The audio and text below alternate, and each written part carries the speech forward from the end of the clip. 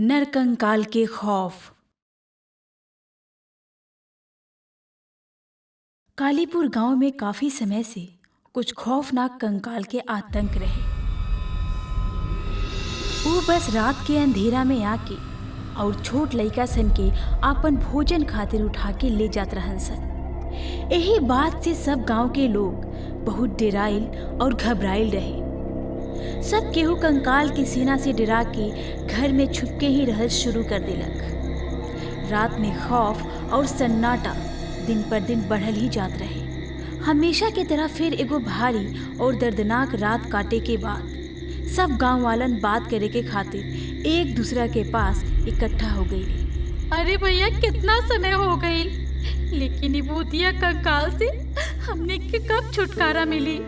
ठीक कहा तारू बहन, पता ना वो दिन कब आई जब हमनी के ही डर से बाहर निकले सन। गांव वालन एक दूसरा से बात करे लगली। उस सब गांव में हो रहल ई डरावना हादसा और शिकार भइल बच्चा लोग खातिर बहुत परेशान रहले। बस कैसे भी करके सब कोई समस्या के समाधान चाहत रहे, लेकिन भूतिया कंकाल या यूं कहल जाए कि जियत जागत मौत से कोई भी लड़े के हिम्मत ना कर पावत रहे। ऐसे में अगर गांव वालन के बचाए तब के बचाए। डर और खौफ के चादर में लिपटर गांव वालन कोनो मसीहा के इंतजार करत रहले। फिर से रात हो गई और गांव वालन अपन बच्चा लोग के बचावे के कोशिश में लग गईले। अंधेरा होते ही रोज के तरह डरावना कंकाल फिर से गांव में आ गईले और कोनो बच्चा के ढूंढे लगलन सन। लेकिन आज कोनो कंकाल के भी एगो बच्चा ना मिलल, जिकरा से सब चिल्लाए और दहाड़े लगलन सन। ये आवाज सुन के गांव वालन डरा गईले। हे भगवान, इतना डरावना चीख, केहू केहू हमनी के बचा ली, एकनी से बचावा कोई। राम राम राम राम राम राम। हे प्रभु, अब तू ही हमने के रक्षा कर, वरना ये सब कंकाल हमने के आज खत्म ही कर दियन सन। सब कोई ऊपर वाला से अपन जान के भीख मांगे लागल। सब कोई बस कैसे भी करके इस जंगली जानवर से खुद के बचावे के चाहत रहे। कहीं बच्चा ना मिले के कारण सब कंकाल इन्हें उन्हें भागे लगलन सन और राजू के घर के पास आके ओकर केवाड़ी तोड़े लगलन सन। हे भगवान, हम रउआ से सब केहू के बचावे खातिर कहतानी, ना कि एकर जाल में फंसे खातिर। कुछ करा भगवान, हमनी के बचावा। सब कंकाल बस राजू के घर के दरवाजा तूले में लागल रहन सन और ये सब देख के राजू डर से कांपत रहे। अरे अरे, अगर इतना तेजी से दरवाजा के पटकी तब भीतर ही आ जाइयन सन। भगवान, हे भगवान, कुछ तो करी, बचाई हमरी के एकरा से। कि तभी कुछ अजीब से आवाज आवे लागल।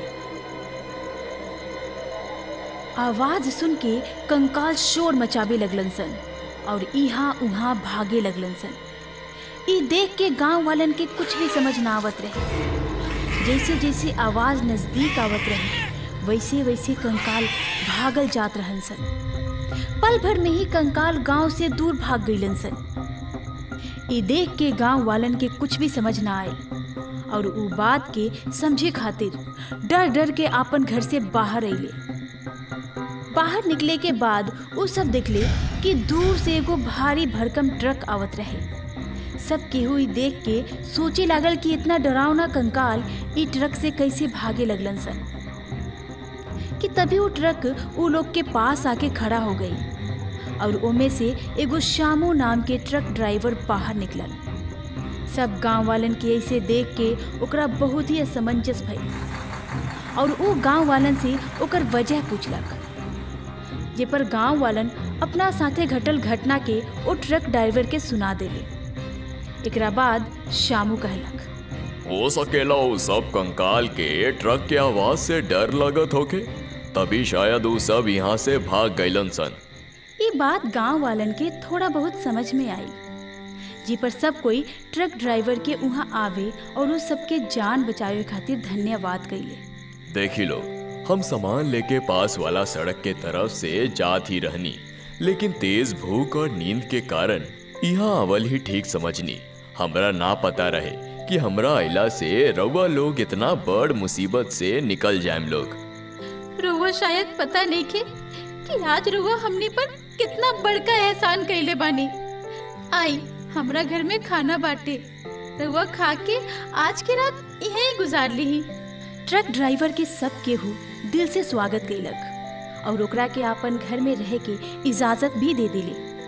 वहाँ अगला सुबह होते ही ट्रक ड्राइवर वहाँ से जाए लागल, जे पर गांव वालन ओकरा के वहाँ रह के और उ सब के मदद करे के कहले। लेकिन सामान के डिलीवरी जल्दी से जल्दी करे के वजह से ओकरा वहाँ से जाए के ही पड़ल।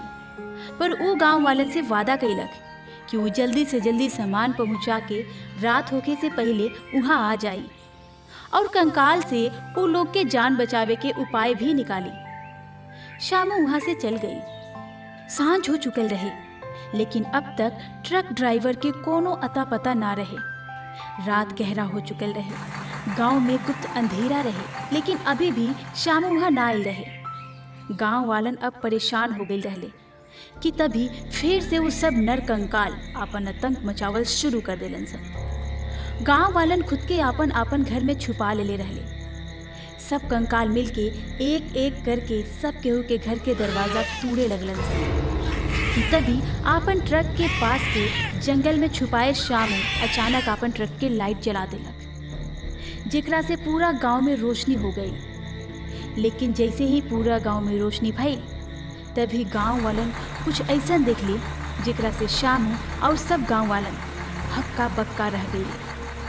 राम राम राम राम राम राम, मतलब कि हमने सबके अब तक बेवकूफ बनावल जात रहे। हे भगवान, इतना बड़का धोखा। गांव वालन देखले कि वो कोनो कंकाल ना बल्कि इंसानी कंकाल के भेष में इंसान ही बारन सन। दरअसल रात में चमके वाला कुछ ऐसन कपड़ा आवेला जवन पहन के केहू भी कोई के डरा सकेला।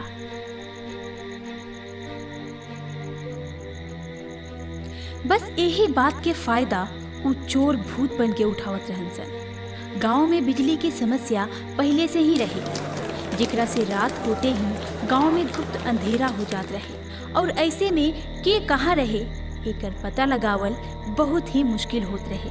खैर बात के पता चलते ही सब गांव वालन इकट्ठा हो गईले और वो सब वो बहरूपिया के पकड़ ले और तुरंत ही एकर सूचना पुलिस के दे देले। बतावा लोग, तू लोग ये सब काहे करत रहला? हमनी के बच्चा सन के चुरा के ओकनी के सौदा करीला सन, सस्ता दाम में शहर में बेच आवे नी सन। जब हमनी के गांव के बारे में पता चलल तो हमनी के अपन प्लान यहाँ से अंजाम देवे के बारे में सोचनी सन। यही से हमनी के भूत बने के नाटक करे लगनी सन और बच्चा चोरी करे लगनी सन। कि तभी वहाँ पुलिस भी आ गई। बात के पता चलते ही पुलिस वो चोर सन के गाड़ी में डाल देलक और अपना साथ ले गई। वहाँ सब केहू शामू के वो लोग के मदद करे खातिर धन्यवाद भी कइले। कुछ ही दिन में चोरी भइल बच्चा लोग भी मिल गए और वो लोग गांव वालन के उनकर बच्चा सौंप देले। बस वही दिन से सब केहू गांव में खुशी खुशी रहे लागल। अगर रउरा लोग इनके हमनी के कार्टून पसंद आवता तो एकरा के लाइक करी, शेयर करी और सब्सक्राइब भी करी। और हाँ, बेल आइकन दबावल मत भूलें।